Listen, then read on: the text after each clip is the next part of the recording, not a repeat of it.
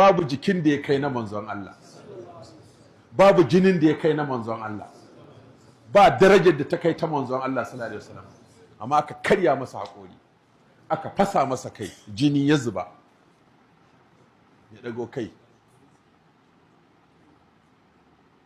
ya ce Allahumma hadi qaumi fa innahum la ya'lamun. Allah ka shiri mutane na, ba su san ni annabi bane.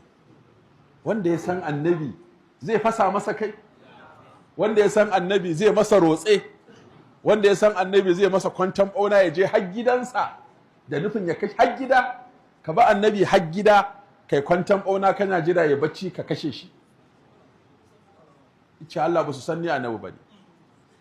Ya tafi Ta'if wa'azi, bayan ya je Ta'if wa'azi sai ya sauka gidan manya ya musu wa'azi, suka ce su ba su yadda ba ya isa ba, sai suka tara yara suka ce kai ku ta jifan wannan ma'aukaci, suka dinga jifan annabi alaihi salatu wassalam.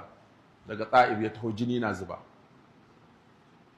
Mun je gona Addas inda annabi sallallahu alaihi wasallam ya shiga ya faki, har gonan mun je bakinta tana na har yanzu.